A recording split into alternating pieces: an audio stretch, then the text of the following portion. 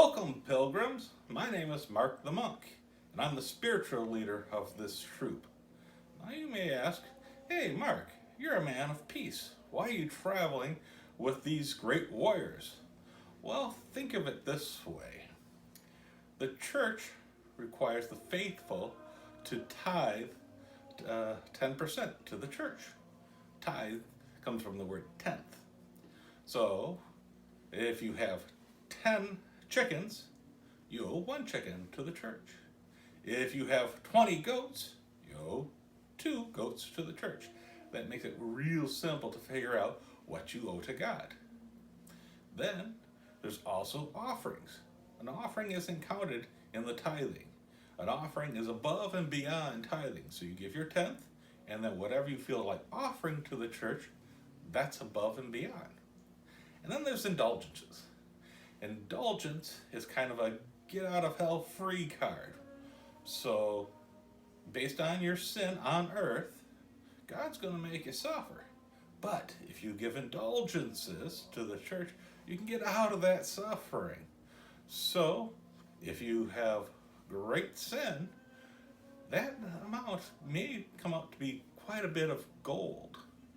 Now, the church then gets into a storage issue with all this wealth sitting around. Sometimes in the Abbey, we'll hide it under the floor because we have so much of it.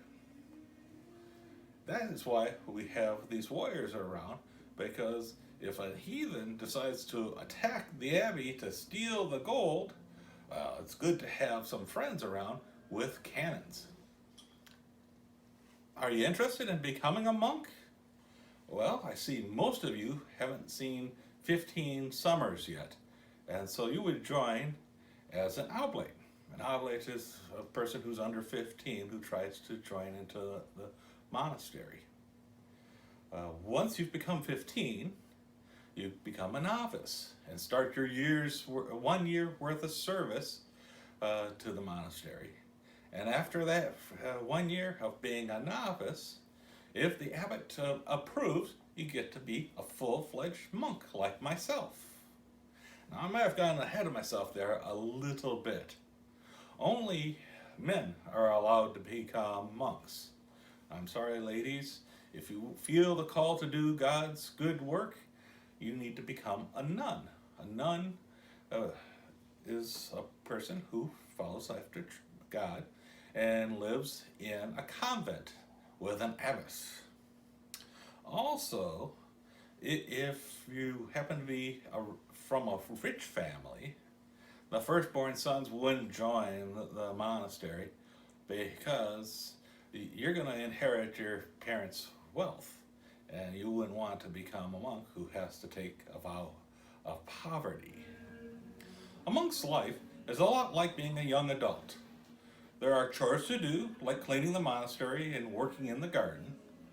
There's homework to do, such as copying ancient manuscripts, and the most important manuscript, the Bible. And there's always someone there to tell you what to do. In the Abbey, that is the abbot.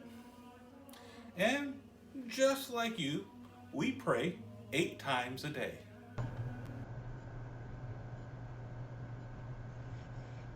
The 8 times of prayer are at 2 in the morning, Martin's, so early. And then at 5, there's lounge. At 6, there's prime. And terces at 9. Then at noon, we have set, followed by nuns at 3. And then Vespers is between 4 and 5, followed by Compline has our last prayer, and then I'm right for bed, so I can get up at 2 in the morning the next day. After set, we would have our only meal of the day. You may think, 1 meal a day, well, that sounds pretty limiting. But considering that many people are poor and can't even afford 1 meal a day, we feel blessed. A typical meal would include some bread that's broken up, So I got some bread that was baked earlier. Break it up into some reasonable sized pieces. Oh, it's nice crusty bread. This is going to taste so good. That looks like enough for me today.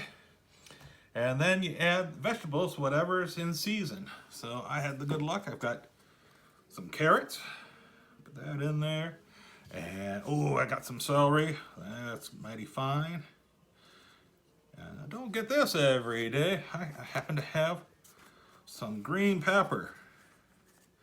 Now this looks a little bland to me, so I'm going to add some seasoning. So I got some seasoning here. Just sprinkle that in there. Oh, that's about right.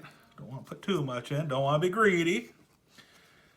And then to this, we add some very hot water. Now the hot water turns this all into kind of a porridge. Now, so far I haven't added any protein to this. I need some food, more food to this. So I got a fish here that we've smoked.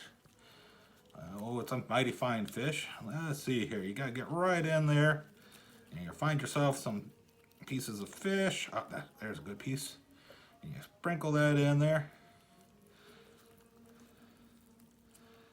All right. Now notice that I'm using fish and not beef or lamb. Well, the reason why we do that is because beef and lamb, though they're not forbidden, are reserved for people who are in the infirmary. So if you're sick, you could eat beef or lamb. But since I'm healthy, I'm having some fish here with this. I mix it up here a little bit and let that sit and stew. And that makes a nice porridge. And that's my meal for the day. As set down by St. Benedict, there's no talking during the meal. To communicate, we have a kind of a sign language that we use. So say I want some more porridge, and that's not in front of me. Somebody else has all the fixings in front of them. I want some more porridge. Well, I can't say, hey, excuse me, I'm still hungry over here. Please pass the porridge. I would do this. This is a symbol for porridge. Or say that I've gone ahead and I've made everything else, but I ran out of fish. So I would do, that would like some more fish. Now this is real handy since we can't talk. Also, since you may be going from one monastery to another, and say you're in England and you go to Germany. Well, they're not speaking English there, they're speaking German. But they still know that you want some porridge or you want some fish because they use the same sign language throughout all the monasteries. So that's very handy. Now, St. Benedict also had many other great ideas. The 3 vows that a monk takes came from St. Benedict, and they are a vow of poverty, which means that a monk shall give up all his worldly possessions. The vow of chastity is the second one, which means a monk may never marry.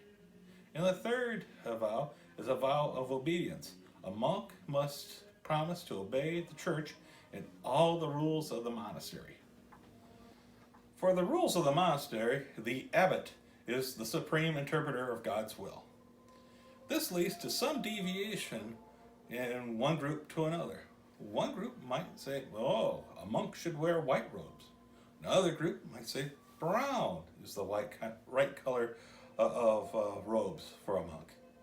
Some allow shoes, while others may believe that you feel closer to God's creation barefooted.